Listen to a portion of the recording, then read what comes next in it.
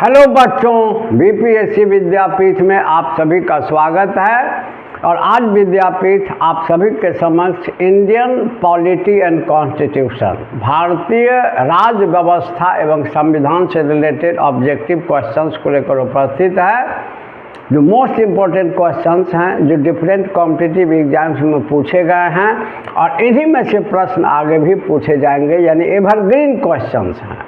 और आज का इंडियन कॉन्स्टिट्यूशन में हमारा टॉपिक है भारतीय शासन की पद्धतियाँ या शासन की पद्धतियाँ या सिद्धांत। जैसे शासन की पद्धतियों में संघात्मक सिद्धांत है, एकात्मक सिद्धांत है, अध्यक्षीय शासन प्रणाली है, संसदीय शासन प्रणाली है, लोकतांत्रिक शासन प्रणाली है। तो इन सब से रिलेटेड जो टिपिकल क्वेश्चंस पूछे जाते हैं उनको लेकर के विद्यापीठ उपस्थित है। और अभी लगातार ऑब्जेक्टिव क्वेश्चंस को लेकर पीटी एग्जाम को ध्यान में रखते हुए विद्यापीठ उपस्थित होता रहेगा। और आज से इस संदर्भ में पहला वीडियो हम लोग जारी कर रहे हैं।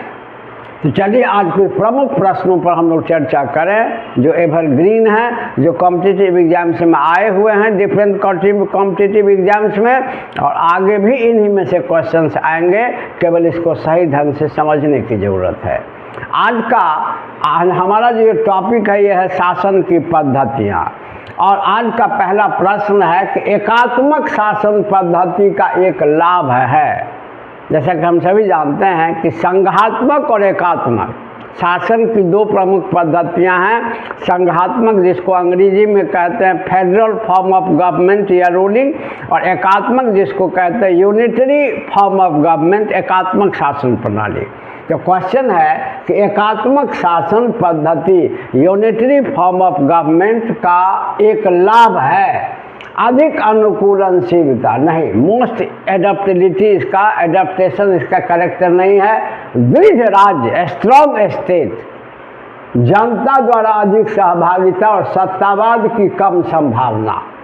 इन चारों ऑप्शन में होगा दृढ़ राज्य, क्योंकि पूछ रहा है एक लाभ है, प्रॉफिट है। तो अधिक अनुकूलनशीलता इसका प्रॉफिट नहीं है, लेकिन एकात्मक दृढ़ राज्य, एकात्मक शासन का बहुत बड़ा प्रॉफिट है, लाभ है, या ऐसा कहिए एडवांटेज है। क्योंकि एकात्मक शासन पद्धति में शासन की समस्त शक्तियाँ केंद्रीय सत्ता में निहित होती है, सेंट्रल गवर्नमेंट में निहित होती है, और किसी भी स्टेट को कोई पावर नहीं होता है।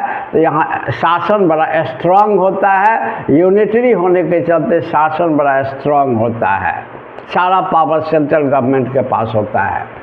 जनता द्वारा अधिक सहभागिता से मतलब ही नहीं है, क्योंकि इसमें जनता का महत्व बहुत कम होता है, सेंट्रल गवर्नमेंट को ज़्यादा पावर होता है। और सत्तावाद की कम संभावना। एक्चुअली क्या है कि सत्तावाद की अधिक संभावना होती है, ऑथोरिटेरियन गवर्नमेंट यानी निरंकुश सरकार की संभावना ज़्यादा होती है, लेकिन ये ड्रॉबैक होगा। और ये पूछ रहा है कि एडवांटेज क्या है। तो जितने भी ऑप्शंस हैं उनमें एडवांटेज बी होगा, दृढ़ राज्य, स्ट्रॉन्ग स्टेट।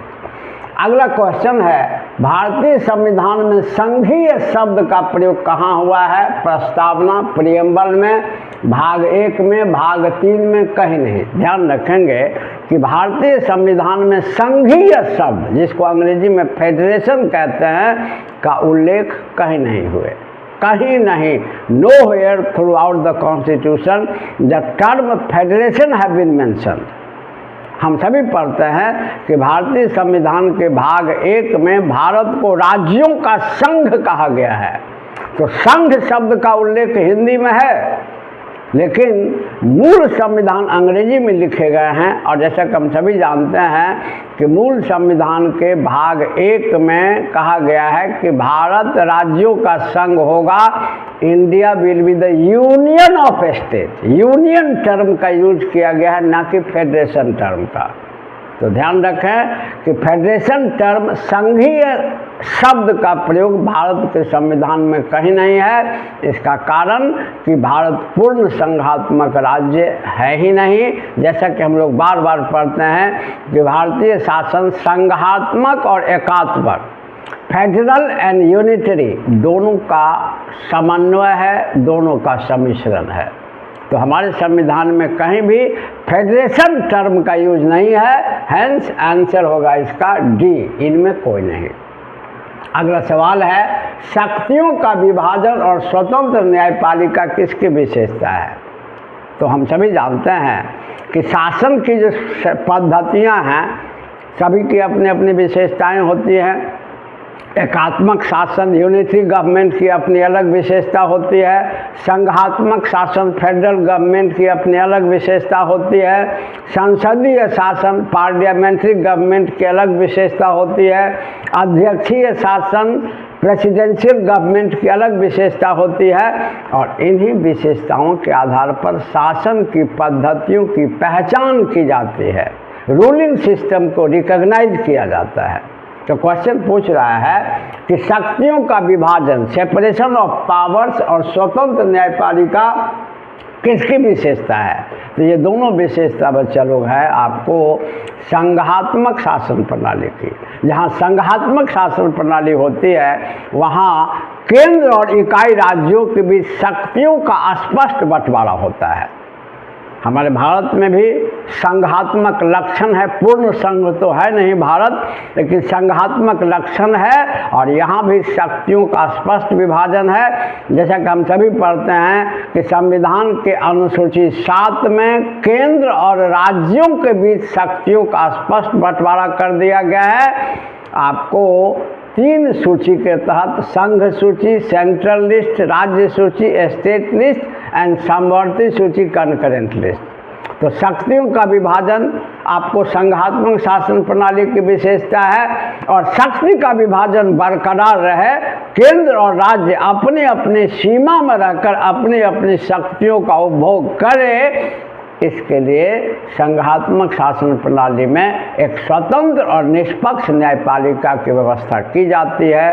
तो शक्तियों का विभाजन और स्वतंत्र न्यायपालिका निश्चित रूप से संघीय सरकार की विशेषता है। तो इसका आंसर होगा सरकार का संघीय स्वरूप। इसके बाद अगला प्रश्न है, एक कोटेशन है कि यद्यपि सरकार की संरचना परिसंघात्मक है, भारत के संदर्भ में है यह, किंतु यह परिसंघ इकाइयों के बीच किसी समझौते का परिणाम नहीं है। जैसा किसी भी संगठक इकाई को इससे अलग होने का अधिकार नहीं है। यह कथन किसका है? यह कथन डॉक्टर भीमराव अंबेडकर का है। उन्होंने भारतीय संघ का परिचय दिया लोगों के समक्ष संविधान सभा में और कहा कि सरकार का संरचना परिसंघात्मक है, फेडरल है, लेकिन यह प्योर फेडरेशन नहीं है, और विशुद्ध परिसंघ में, जैसा कि अमेरिका में है, विशुद्ध परिसंघ में इकाई राज्यों को अलग होने का अधिकार होता है। वो जब चाहे, एक्चुअली विशुद्ध जो संघ होता है वो समझौते का परिणाम होता है, जिसमें इकाई राज्य आपस में समझौता करके संघ का निर्माण करते हैं। जैसे संयुक्त राज्य America, United state of America 50 राज्यों का संघ है, और सभी राज्य एक समझौते के द्वारा अमेरिकी संघ में शामिल हैं, और जिस दिन समझौता टूटेगा उस दिन इकाई राज्यों को अलग होने का अधिकार होगा। लेकिन भारत में ऐसा नहीं है। भारत परिसंघात्मक संरचना को फॉलो जरूर करता है, लेकिन यह प्योर संघ की तरह यहाँ राज्य जो शामिल हैं भारत संघ में, वो किसी समझौता के तहत नहीं है, और ना ही इनको अलग होने का अधिकार है। तो भारतीय संघ के स्वरूप को स्पष्ट करते हुए भीमराव अंबेडकर ने ये बात कही। ये कोटेशन बराबर पूछे जाते हैं, तो यह कोटेशन डॉक्टर अंबेडकर का है। और दूसरी बात कि यह भारतीय संघ को स्पष्ट भी करता है। अगला प्रश्न है, भारत संघ की पहचान किस रूप में की जाती है? विनाशी राज्यों का विनाशी संघ, अविनाशी राज्यों का अविनाशी संघ, अविनाशी राज्यों का विनाशी संघ, और विनाशी राज्यों का अविनाशी संघ। ये सब थोड़ा सा इलेबोरेटेड, सब एक ही क्वेश्चन से रिलेटेड, एक ही टॉपिक से, लेकिन एक ही चीज़ को डिफरेंट वे में पूछे जाते हैं। तो अगर डिस्कशन क्वेश्चंस का आपने सही कर लिया तो एनी हाउ आपका क्वेश्चन बनेगा। ये कहता है कि भारतीय संघ की पहचान क्या है? तो भारतीय संघ की पहचान है विनाशी राज्यों का अविनाशी संघ। डिस्ट्रक्टेबल स्टेट का अनडिस्ट्रक्टेबल फेडरेशन, क्योंकि भारत संघ का विनाश नहीं हो सकता, संघ में कोई परिवर्तन नहीं हो सकता, कोई चेंजिंग नहीं हो सकता, संघ से अलग होने का अधिकार किसी को नहीं है, लेकिन राज्य के स्वरूप में परिवर्तन हो सकता है और केंद्र को यह अधिकार है कि वह राज्य की रूपरेखा, राज्य की सीमा, राज्य के नाम, राज्य के क्षेत्र आदि में परिवर्तन कर सकता है, या एक राज्य को काटकर दो राज्य बना सकता है, या दो से अधिक राज्यों को मिलाकर एक राज्य बना सकता है। तो भारतीय संघ में राज्य का विनाश हो सकता है। विनाश का यहाँ सेंस है राज्य के स्वरूप में परिवर्तन, ये टेक्निकल टर्म है, विद्वानों का दिया हुआ यह शब्द है। तो राज्य के स्वरूप में परिवर्तन हो सकता है, लेकिन संघ के स्वरूप में कोई परिवर्तन नहीं हो सकता है। तो चूंकि राज्य का स्वरूप परिवर्तनशील है, इसलिए राज्य विनाशी है, डिस्ट्रक्टिबल है, लेकिन भारतीय संघ के स्वरूप में कोई परिवर्तन नहीं हो सकता है, इसलिए भारतीय संघ अविनाशी है। तो भारतीय संघ की पहचान है विनाशी राज्यों का अविनाशी संघ। तो इसका आंसर हो जाएगा डी। जो क्वेश्चन पूछ रहा है कि भारतीय संघ की पहचान किस रूप में की जाती है, तो विनाशी राज्यों का अविनाशी संघ। इसके बाद अगला है संघीय प्रकार के शासन का एक गंभीर दोष है। ये सभी क्वेश्चंस एग्जाम में पूछे गए हैं, डिफरेंट एग्जाम्स में पूछे गए हैं, और ये हमारे पीटी के लिए रामबाण का काम करेगा। शर्त है आपने क्वेश्चन के एनालिसिस को सही ढंग से समझा हो, कंटिन्यूअसली इसको ध्यान में रखें लगातार। ये क्वेश्चन है इसका ड्रॉबैक कि संघीय प्रकार के शासन का एक गंभीर दोष है पृथक्करण का खतरा, सत्तावादी शासन, स्थानीय हितों की उपेक्षा, अकुशल प्रशासन। जैसा कि हमने सभी पढ़ा है कि विशुद्ध जो संघ होता है, जैसा कि अमेरिका में है, तो विशुद्ध संघ समझौते का परिणाम होता है, और इकाई राज्य समझौता द्वारा संघ में शामिल होते हैं, फेडरेशन में, और जिस दिन समझौता टूट गया उस दिन वो संघ से अलग हो जाते हैं। तो भारत में विशुद्ध संघ तो नहीं है।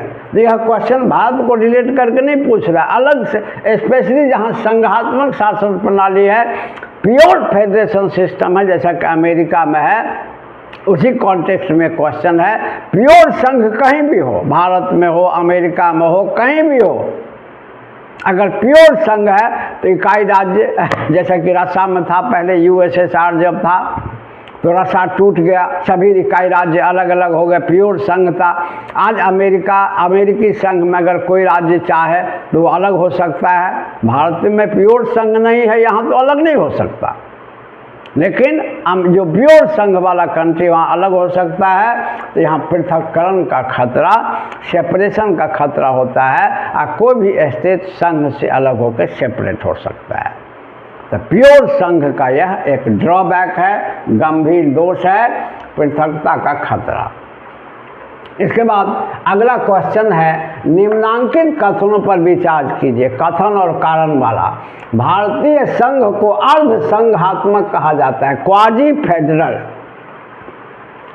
भारतीय संघ को अर्ध संघात्मक कहा जाता है। कथन कारण, भारत में एक स्वतंत्र न्यायपालिका है। अब देखिए, कथन और कारण वाला क्वेश्चन बनाने के लिए थोड़ा सा कॉन्सेप्ट को बेहतर बनाना पड़ता है, बढ़िया से इस पर थिंक या तर्क करना पड़ता है। अगर दोनों रिलेट किया, दोनों सही है और दोनों में रिलेशन है, तब आंसर ए होगा, और दोनों रिलेट किया लेकिन दोनों सही नहीं है तो आंसर बी होगा। और सी और डी तो क्लियर है कि सी में होता है, ये फिक्स रहता है इसका ऑप्शन, आप भी बनाते हैं।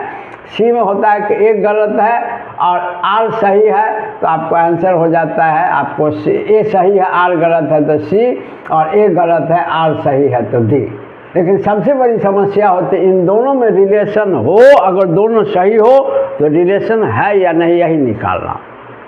एक्चुअली दोनों सही है। भारतीय संघ को अर्ध संघात्मक कहा जाता है क्योंकि प्योर संघ नहीं है, एकात्मक और संघात्मक दोनों का मिश्रण है। इसलिए इसको प्योर संघ नहीं कहा जाता, अर्ध संघीय कहा जाता है, क्वाजी फेडरल कहा जाता है। और भारत में एक स्वतंत्र न्यायपालिका है, ये भी सही है, लेकिन ध्यान रखें स्वतंत्र न्यायपालिका विशुद्ध संघ की विशेषता होती है। हालांकि हमारे भारत में न्यायपालिका स्वतंत्र और निष्पक्ष है, तो न्यायपालिका का स्वतंत्र और निष्पक्ष होना विशुद्ध संघ की विशेषता है, अर्ध संघ की नहीं। तो कथन कह रहा है कि अर्ध संघ है, अगर ये पूर्ण संघ की बात करें तो मान सकते हैं, लेकिन पूर्ण संघ तो भारत में है नहीं। आइए क्वेश्चन भारत के संदर्भ में है, तो यहाँ अर्ध संघ है और अर्ध संघ की विशेषता स्वतंत्र न्यायपालिका नहीं होती है, पूर्ण संघ की विशेषता स्वतंत्र न्यायपालिका है। ये अलग बात है कि हमारे भारत में स्वतंत्र न्यायपालिका है, निष्पक्ष और स्वतंत्र न्यायपालिका है, लेकिन अर्ध संघ की यह विशेषता नहीं होती है। तो दोनों अपने आप में सही है कि भारत में अर्ध संघात्मक शासन है और भारत में एक स्वतंत्र न्यायपालिका है, लेकिन अर्ध संघात्मक शासन के कारण स्वतंत्र न्यायपालिका है, ये नहीं है। तो दोनों अपने आप में सही हैं, लेकिन दोनों में रिलेशन नहीं बनता है।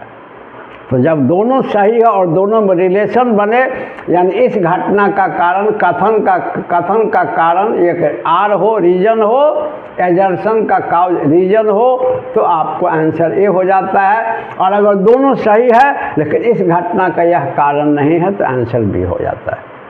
अगर यहाँ दे दे, सीधे भारत हटा के दे दे कि संघ में ये आ गई ये या अमेरिकी संघ को अर्ध संघात्मक कहा जाता तो भी गलत हो जाएगा। अमेरिकी संघ को पूर्ण संघ कहा जाता है तो सही हो जाएगा। और उसके बाद अगर कहेगा कि पूर्ण संघ में स्वतंत्र न्यायपालिका है तो रिलेट भी कर जाएगा। लेकिन यहाँ फोकस किए हुए भारत पर, तो बहुत इलाबोरेटेड क्वेश्चंस बच्चे बनाते जरूर हैं, ये कॉन्सेप्ट अगर बेहतर नहीं हो तो वो गलत हो ही जाता है, खास करके इस प्रकार के प्रश्न में। तो ध्यान रखें कि भारत में अर्ध संघात्मक व्यवस्था है और स्वतंत्र और निष्पक्ष न्यायपालिका है, लेकिन ये अर्ध संघात्मक व्यवस्था की विशेषता नहीं है, पूर्ण संघात्मक की। तो दोनों सही है लेकिन दोनों रिलेट नहीं करता, हैंस इसका आंसर होगा बच्चा लोग बी। आगे है, किसने कहा कि भारत एक अर्ध संघात्मक राज्य है? बहुत ही प्रमुख क्वेश्चन है और फैक्चुअल है। ये कहा केसी हुय्यर ने। इसके बाद भारतीय संविधान में राज्यों का संघ की संकल्पना कहाँ से प्रभावित है? जैसा कि हम लोग जानते हैं कि भारतीय संविधान में आपको ये अनुच्छेद 1 में कहा गया है कि भारत राज्यों का संघ होगा और भारत राज्यों का संघ होगा। और भारत के संविधान में जितनी भी मुख्य विशेषताएं हैं वो सब दूसरे देश से लिया गया। तो यह कहाँ से लिया गया है? आर्टिकल 1 में India will be the union of state. तो यह कॉन्सेप्ट अमेरिका से तो है नहीं, क्योंकि अमेरिका विशुद्ध संघ है और भारत विशुद्ध संघ है नहीं, तो अमेरिका तो नहीं होगा। इसका आंसर होगा कनाडा। लेकिन इसमें कहीं भी कनाडा नहीं है। जैसे अब ये अमेरिका के संविधान से, ऑस्ट्रेलिया के संविधान से, ब्रिटिश नॉर्थ अमेरिका अधिनियम से, इनमें कोई नहीं। तो जो बच्चे नहीं जानते हैं वो तो इनमें कोई नहीं लगा देंगे जिन्होंने कनाडा को रट लिया है। लेकिन जिन्होंने ये समझा है कि कनाडा का जो एक मेन फीचर पहचान है पुराना, वो है ब्रिटिश नॉर्थ अमेरिका अधिनियम, कनाडा से ही रिलेट करता है। तो निश्चित रूप से अगर ये कनाडा से रिलेट करता है, तो हम सभी जानते हैं कि भारत की संघीय प्रणाली कनाडा से लिया गया है, तो आंसर होगा ब्रिटिश नॉर्थ अमेरिका अधिनियम से। इसके बाद है लास्ट क्वेश्चन, भारत एवं अमेरिका की राजनीतिक व्यवस्था के बीच निम्नलिखित में से कौन सी विशेषताएं समान है? ध्यान रखेंगे ये क्वेश्चन हमारे संविधान का बहुत ही प्रमुख टॉपिक होता है। खास करके दो कंट्री से हमारे संविधान का रिलेशन खूब बनता है। वैसे तो विश्व के हर देश के, लगभग हर देश के संविधान से कोई न कोई प्रावधान भारत में लिए गए हैं, लेकिन सबसे अधिक प्रभाव ब्रिटेन और अमेरिका का है, नज़दीकी प्रभाव। और अगर दोनों में तुलना करें तो ब्रिटेन का सबसे अधिक प्रभाव है। स्वाभाविक सी बात है कि इन्होंने ही शासन किया। इन्हीं के लगभग छत्र छाया निर्देशन में संविधान भी बना। ये अलग बात है कि संविधान भारत के लोगों ने बनाया, लेकिन रूपरेखा तो शासन की पहले से तय ही थी। तो भारत के संविधान पर सबसे अधिक प्रभाव ब्रिटेन का है, लेकिन अमेरिका का भी खूब प्रभाव है। तो तुलना हमेशा भारत और ब्रिटेन के शासन में और भारत और अमेरिका के शासन में होते रहता है। तो भारत और अमेरिका के शासन की तुलना है और कहता है कि भारत और अमेरिका की राजनीतिक व्यवस्था के बीच निम्न में से कौन सी विशेषता समान है। तो अवशिष्ट शक्तियाँ केंद्र के पास हैं, रेसिडुअरी पावर्स। हम सभी जानते हैं अवशिष्ट शक्ति का मतलब होता है अवशेष माने बचा हुआ शक्ति, बची हुई शक्ति, यानी जो शक्ति न केंद्र के पास है शासन की, न राज्य के पास है, जो बची हुई है। तो भारत के शासन में अवशिष्ट शक्तियाँ केंद्र के पास हैं और जानकारी रखें कि अमेरिका के शासन में अवशिष्ट शक्तियाँ राज्य के पास हैं। वहाँ केंद्र की तो प्योर संघ है ना वो, और वहाँ केंद्र की तुलना में राज्य को ज़्यादा आपको महत्व दिया गया है, राज्य को ज़्यादा शक्ति है। तो भारत के शासन में अवशिष्ट शक्ति रेसिडुअरी पावर सेंट्रल गवर्नमेंट के पास है, अमेरिका में स्टेट के पास है। तो यहाँ समानता नहीं है और क्वेश्चन पूछ रहा है कि समान है, तो ये तो होगा नहीं। अवशिष्ट शक्तियाँ राज्यों के पास हैं, तो फिर वही बात, केंद्र के पास अमेरिका, भारत में केंद्र के पास, अमेरिका में राज्य के पास। और फिर ये भी गलत, ये भी समान नहीं होगा, क्योंकि दोनों जगह राज्यों के पास तो है नहीं। एक देश में केंद्र के पास, एक देश में राज्य के पास, तो ये दोनों में से कोई नहीं होगा। राष्ट्रपति के पास पॉकेट वीटो की शक्ति है, ये होगा। आप सभी जानते हैं कि भारत के राष्ट्रपति को अमेरिका के राष्ट्रपति के ही समान तुलनात्मक रूप से 3 पॉकेट ये वीटो पावर प्राप्त है, जिसको कहते हैं अत्यांतिक वीटो, एब्सोल्यूट वीटो, ये निलंबनकारी वीटो, सस्पेंशन वीटो और पॉकेट वीटो, जेबी वीटो। और अमेरिका के राष्ट्रपति के ही समान भारत के राष्ट्रपति को इनडायरेक्टली, डायरेक्टली नहीं लेकिन इनडायरेक्टली ये वीटो प्राप्त हैं।